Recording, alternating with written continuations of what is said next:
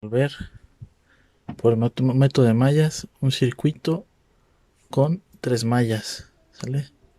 Tenemos dos resistencias, dos inductores, dos capacitores y otras dos resistencias, así como dos fuentes de voltaje, ¿sale? Y nuestro primer paso a realizar es aplicar ley de voltaje de Kirchhoff en la malla número 1, ¿sale? En la malla número 1 tenemos una fuente de voltaje que es una subida, luego una resistencia caída, caída, caída y otra caída de voltaje.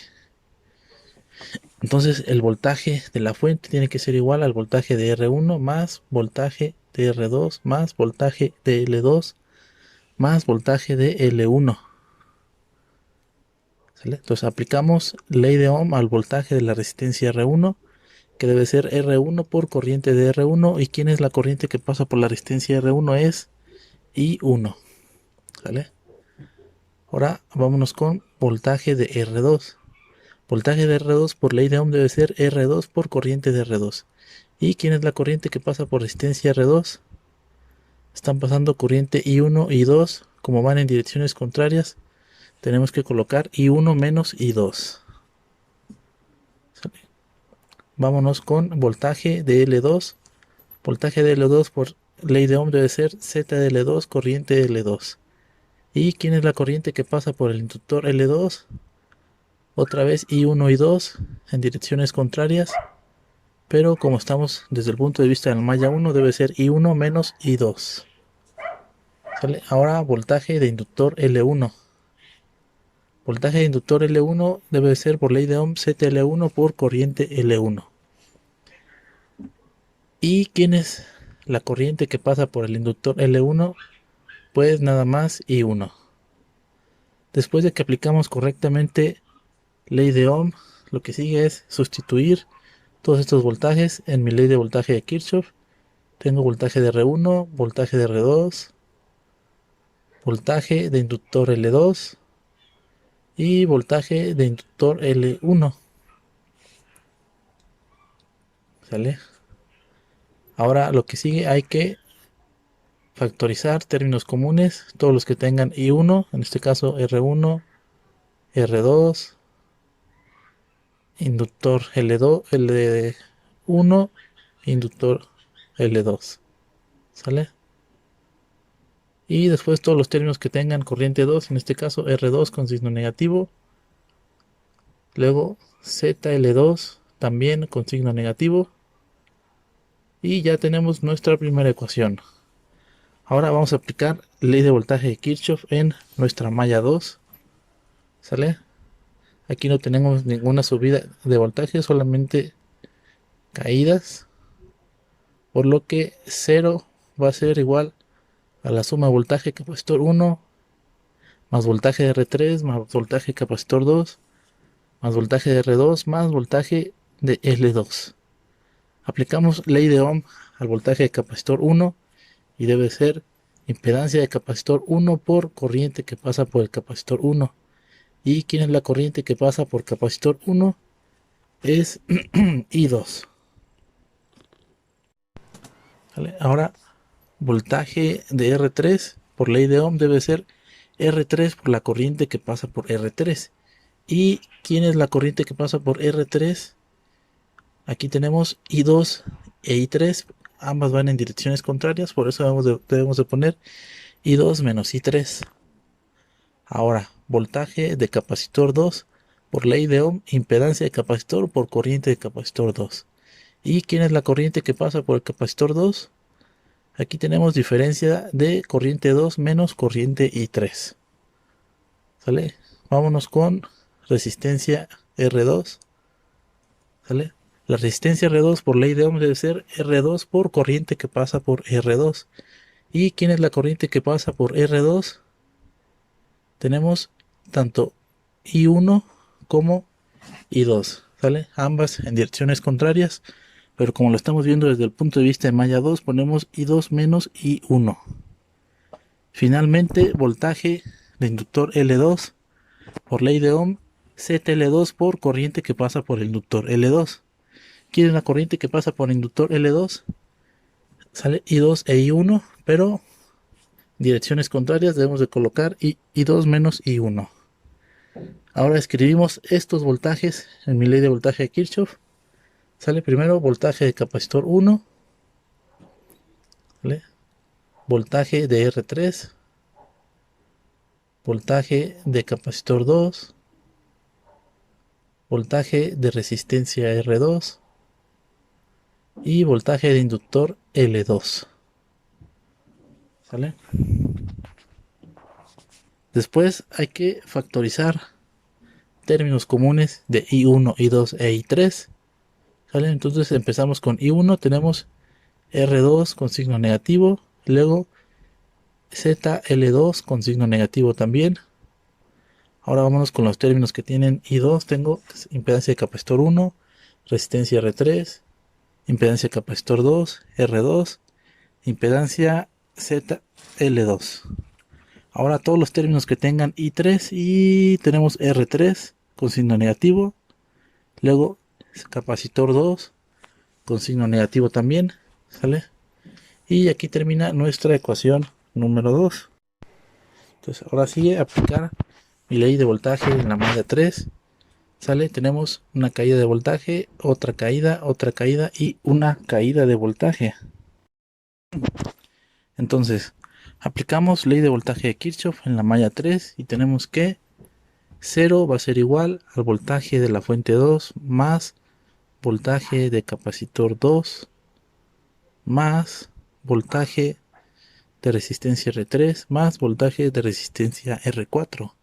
Primero esta fuente de voltajes de 2 mandarla al otro lado de igualdad para tener valores conocidos de un lado y valores desconocidos del otro lado de la igualdad. Después de esto tenemos que aplicar ley de voltaje de Kirchhoff, ¿sale? Primero, voltaje de capacitor 2 va a ser impedancia de capacitor por corriente de capacitor 2. ¿Y quién es la corriente que pasa por capacitor 2? Son corriente I3 y corriente I2, ¿vale? Ponemos I3 menos I2. Ahora voltaje de R3 por ley de Ohm es resistencia R3 por corriente que pasa por R3. ¿Y quién es la corriente que pasa por R3? I3 menos I2. Ahora, voltaje de resistencia R4 por ley de Ohm debe ser resistencia R4 por la corriente que pasa por R4. ¿Y quién es la corriente que pasa por R4? Es I3. ¿Sale?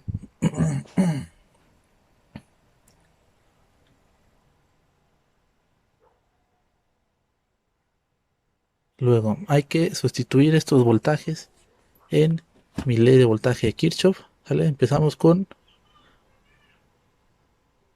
voltaje de capacitor 2. ¿Sale? Voltaje de capacitor 2. Y luego voltaje de resistencia R3. Y voltaje de resistencia R4. Ya que sustituimos en mi ley de voltaje de Kirchhoff, hay que factorizar términos comunes de I1, I2 e I3. ¿Sale? Como no tenemos nada con I1, empezamos con los que tienen I2.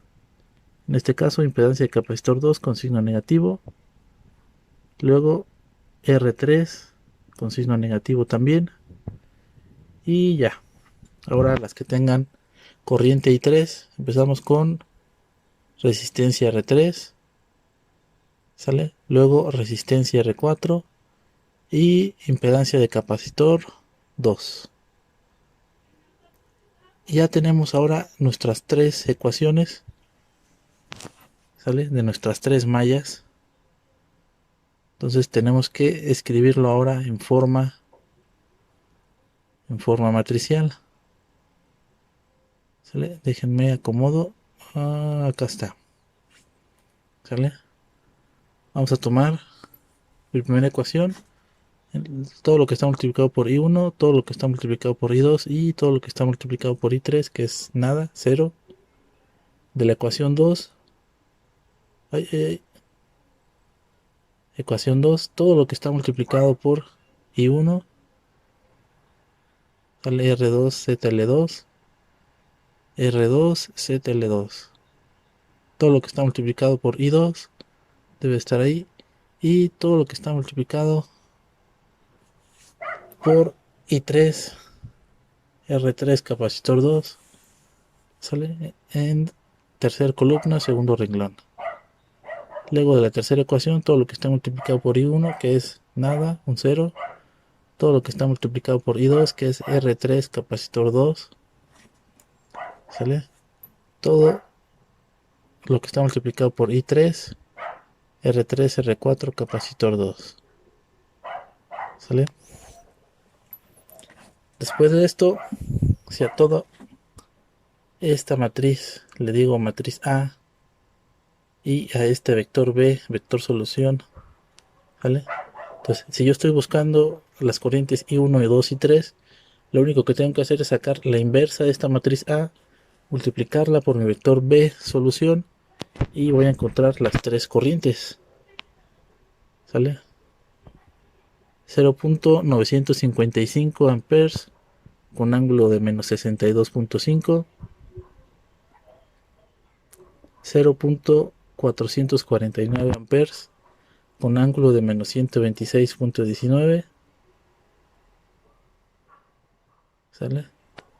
1.176 amperes con ángulo de menos 131.808, ¿sale? Detalles de cómo resolví esto en un momentito. Sale, muy parecido a como hice con el ejemplo 1. Resolví este problema utilizando o con la ayuda de MATLAB.